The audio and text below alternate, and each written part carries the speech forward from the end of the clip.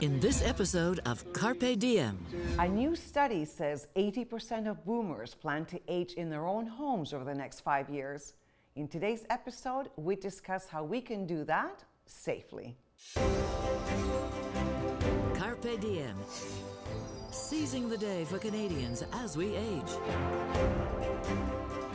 Welcome. Most of us wish to age in our own homes. And how do we do that? Being independent and staying healthy go hand in hand. Let's get inspired by this week's Zippy Zoomer.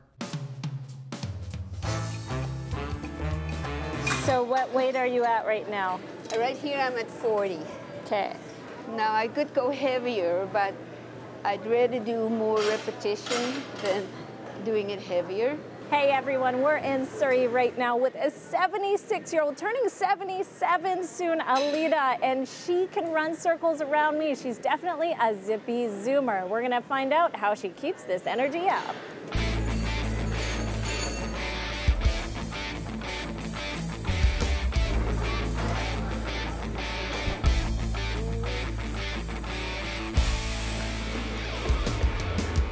Okay, I think we got the rhythm here. Yeah, we go. Obviously, you start with one leg up. 6 of these, and I'm like, time for me to take a nap here. You keep going. I'm very determined because I am swimming with people that are over 90. And I take one look at them and I think, yes, that's how I want to be. I have seen what happened to my own aunts and uncles in Holland, for instance. They were always fit because they never had a car. So they walked and they biked wherever they had to go to. And then their kids got married and older and they had a car, of course. So consequently, they didn't walk anymore, they didn't bike anymore. And I could see them getting out of shape, putting on weight, contracting illnesses that they never had before. So I know how important it is to keep active. Work with her in the gym and help her with some of the exercises. Yes, thank you. Especially some of the shoulder. She's having some shoulder issues and that. So it's good for the rotator cuff and the muscle right up here. As you can see, you're expanding, contracting the muscles. And as you get older, you kind of lose your muscles. So you have to really work at it to keep going with it. She's always open-minded and wanting to learn and improve.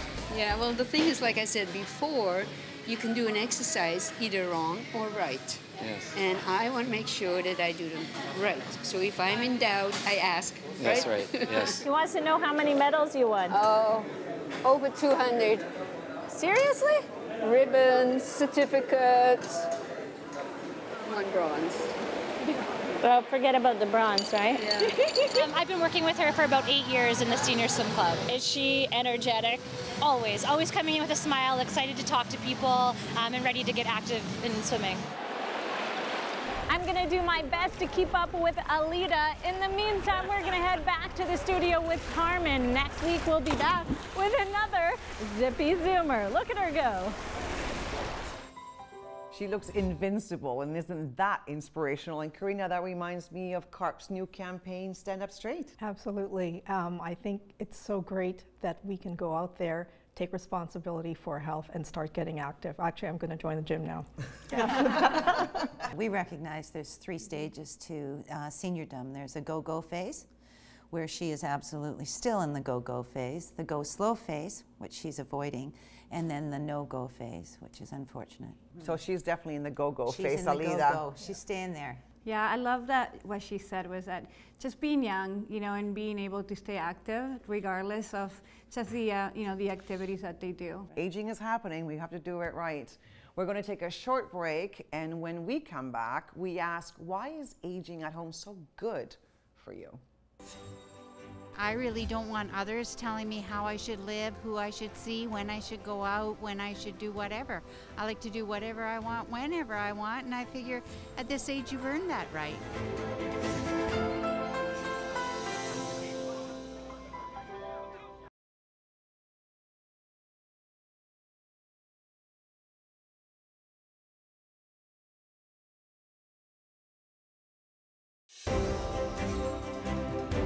CARPe Diem. Seizing the day for Canadians as we age. In this segment, we're talking aging at home. That desire is universal. And here are a few comments from our neighbors in Seattle. I just can't imagine myself living in a retirement home. I think I would feel boxed in. I have a sense of freedom in my own home that I do not feel I would have anywhere else. I would panic. I would start looking at retirement homes. I would lose my garden. I would lose that connection with the earth and the environment, and that is very important to me. We've known each other since we were in high school, actually, active in a square dancing group. Now we're finding that that's not something that we can keep doing anymore, so we have to find other activities. All our family is spaced out throughout the state and across the country, and we don't have any immediate family here in Seattle right now. We have family that are here and grandchildren, but they're here to help in an emergency because they're full bore into grade school, junior high, high school. Aging is just so sneaky. It sneaks up on you and you don't realize that it's happening. And age does creep up on us, and that affects our living arrangements. And I want to ask you, how can we plan for this? Cindy? Research has shown that people who age at home live longer, they have a better sense of well-being and fewer health troubles. So if you look at the philosophy behind it, in your own home, you've got the same pharmacy, the same grocery store, the same neighbors, the same phone number you've had for over 40 years. When you leave that, all that changes. And I love just listening. It's just freedom. So, you know, the ability to have the freedom to do the things that they like to do, and independence. And, you know, home is familiar. You know, I always say, you know, home is where the heart is, you know, and, you know, being able to be in their home, whether it's making a meal or being able to watch their favorite show, they have a choice to do that at home. And I think that allows them to have dignity and independence. Health Canada put out a report a few years back on seniors and falling, and in that report it says that if you fall and are forced to be institutionalized or go into a facility, your chances of falling are 10.5 times greater than if you had remained at home. And that all makes sense. We asked members of a mature community in White Rock their thoughts on aging at home.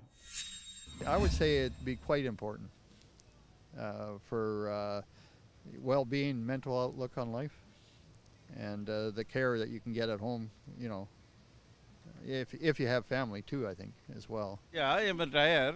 I live in Surrey. I have a family, my little wife. I have a whole family, my kids, grandchildren, everybody here. Because it's very comfortable, right?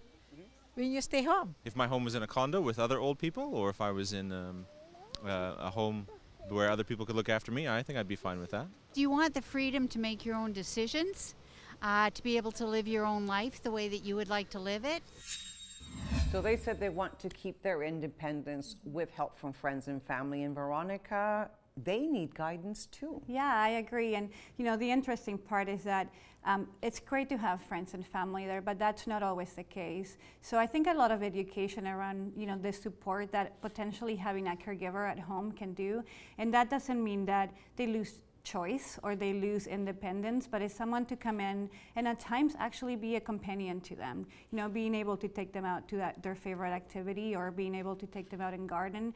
And also puts the family in a place of, you know, just feeling that they're being cared for. And, you know, oftentimes we see that the family becomes the caregiver rather than the daughter being the daughter and having that great time with mom or dad.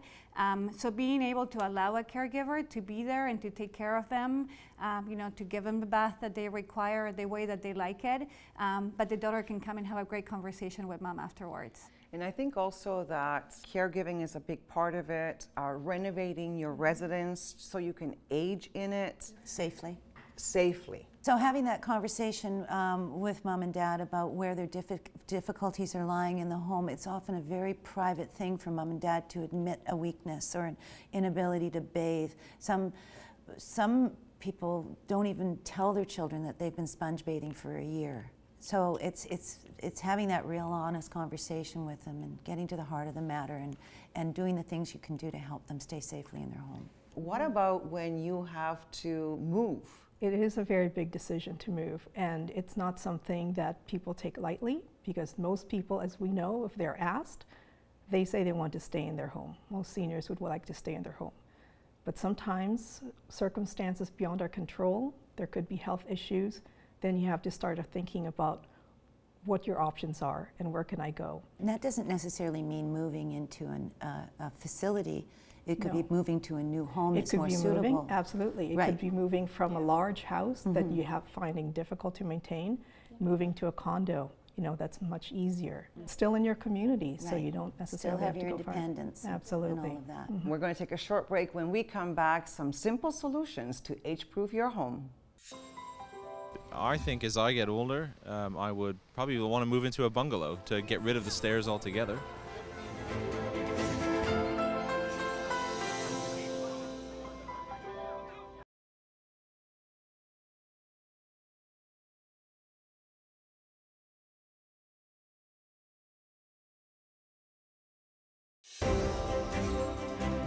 CARPE Diem. Seizing the day for Canadians as we age. Welcome back. We're discussing solutions that can make aging in place doable for all of us. Here are some of your tips. We live in a strata with everything on one level, no stairs at all. So everything is easy access. Everything is, doesn't really have to be changed too much. Easy to open doors and different things to make sure that physically I can manage the house still if I was at home. I have my bathroom. My son put in a handicap bar in my bathroom for my toilet and my tub to get in and out of my tub. And I think that makes a big difference to feel steady, so you don't have to worry about falling in the bathroom. Good tips, one for living, grab bars. What else could you do to your existing house? Well, there's a natural progression in aging where there's 4 stages to not being able to bathe anymore. And the first one is that you can get into the tub okay, but you have difficulty getting out. And the second one is that you go to get in and you can't get up and you can't get down and you have to drop and fall in. And so most people put in a chair and a shower in their tub, and that works for some time. But then all of a sudden it becomes too dangerous and too difficult to do that, and then so many seniors go to sponge bathing. And you never feel clean, you never feel healthy. It lends itself to staph infections and all that sort of awful stuff. So considering a walk-in tub or a walk-in shower is a very strong solution to maintaining your independence in your home. Yes. What is the trend? I want to show you a video, but first I want to ask, what's the trend? The trend, what I'm finding when seniors are looking to the future, is they would love to have a bedroom on the main floor. So a bedroom and a bathroom. A house like that would lend itself to make it easier for them, where they wouldn't have to use the stairs as much. So that's something that a lot of people would look for. But then a lot of other changes that you could do are things that are easy enough, like putting grab bars in the bathroom by your bathtub, putting handrails in the hallway just so that people could steady themselves, maintain their balance. Take away the throw rugs, anything that could cause tripping, electrical cords that are in the way. Even as easy as making the lights brighter, changing the dead light bulbs, because as we age, our eyesight decreases. You want to be able to see where you're going, because falls, as we know, is just the #1 causes, right, for seniors to be hospitalized. Another tip would be if you're still driving, to put a rail out in your garage to your car. That's a very good tip too. What if you want a new home? What are developers building for us? Leah Bolton takes a look. Don't ask me about your taxes, okay?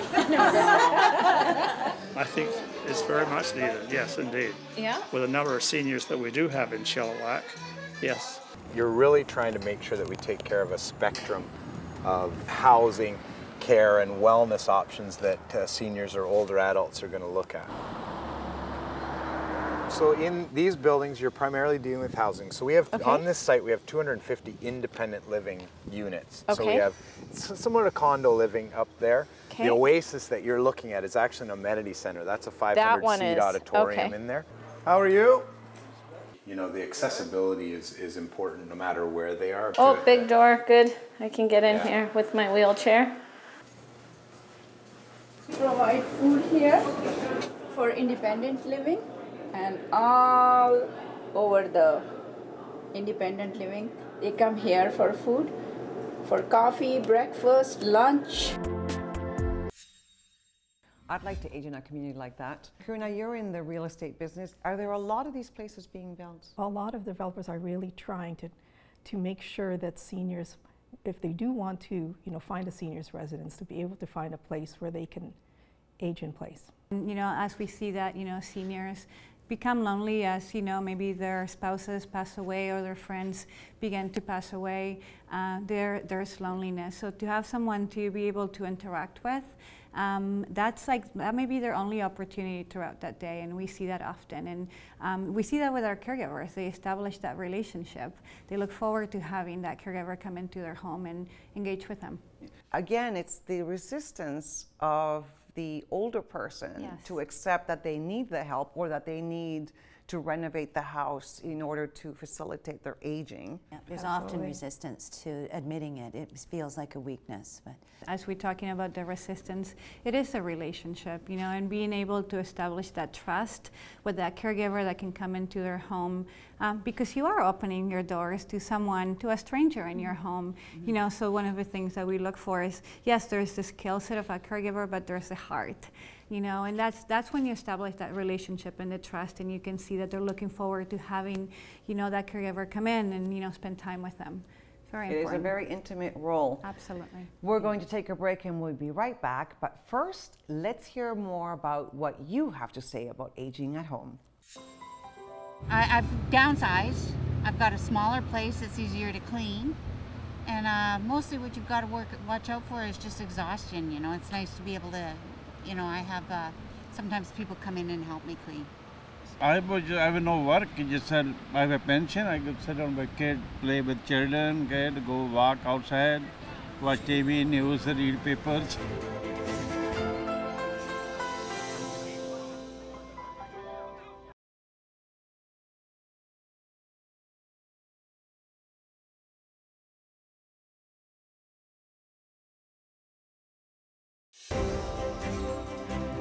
CARPE Diem. Seizing the day for Canadians as we age. It's now time to go around the table for our panel's final thoughts on aging at home. Veronica, let's start with you. Yeah, so I would say just know that you have the option to live at home for as long as possible, doing the things that we all love to do. And so just having a caregiver at home and having the conversation with the children, and it's always about choice, and it remains independent. But yes, just the option to remain at home. I'm the longest person in this industry in all of North America. And over the years, one of the things that I have seen that have often found perplexing is people who are in their 70s or 60s even, that say they've inquired about having a walk-in tub and doing the home renos, but at the end they go, I'm not quite ready. Well, when do you know you're ready?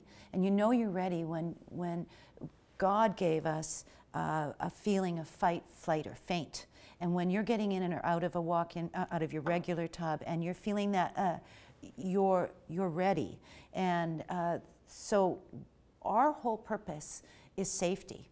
And we are looking to prevent the accident before it occurs so that you can remain in your home. You can remain in that go-go phase and not go to a no-go phase in the blink of an eye. Well, I would say that if someone is sitting with their family and they're trying to decide whether or not they want to stay at home or whether they should go, I think it's really important to be able to talk to someone who will be able to look at them as a whole person, look at the big picture, look at whether or not they have the supports in place, look at where their health is right now. Do they need more health support around them? Safety and security is also important. So once they sort of have an idea of what it is that they need, then we can start talking about other options. Change is maybe hard, but sometimes it's also a good thing. Before we leave the show, I would love for you to give our audience tips on what they should look for. How do you know when it's time to have the conversation with your parents? Well, one of the things that I recognize is that when I speak to adult children of our customers, and they often tell me that, yeah, well, Mom was talking the other day at dinner and saying, you know, I'm helping your dad in and out of the bathtub. Well, heaven forbid Dad falls on Mom and something happens to Mom. And that sort of thing. Or if you're finding that, you know, I don't mean this in a rude way, but if Mom or Dad are developing an odor, and because they're avoiding having their shower or having a bath because of safety reasons. And I'm sure you run across that all the time. We see that, and you know, other things are you know, just lack of activity, not being able to get out of a house and, you know, do just their daily walk or seeing their friends, not eating properly. So sometimes, you know, you go and you notice that maybe the fridge is empty or there's food that's been sitting there for a while. Just noticing. Give your mom a hug. Give them a really good hug. You can actually feel their body. You can see if they're frail. So that will give you an indication. Yeah, just looking around the home. Sometimes, you know, things that haven't been cared for. But most importantly, just seeing the way that they're feeling. Have they been out? Have they been talking to people? Yeah, have they been eating properly? Those are all important things. Basics. Basics. Really basics. I think other things to think about too, along with that, is how's their memory? Are they forgetting things? Are they forgetting their appointments? You know, are they losing things? Are they feeling like they need to call someone, you know, in the middle of the night? There's that fear that if something happens, no one will be there for them. So it's important to listen and to have that conversation and to then maybe start that conversation about what options there are. I hate to say goodbye. This has been a great show. I'm so sad that we have to end it. Veronica, thank you so much. Cindy and Karina, and that is the show. You're welcome. And remember, as our CARPe president, Moses Neimer, always says, the best way to keep going is to keep going. So stay zippy and CARPE Diem. Seize your day.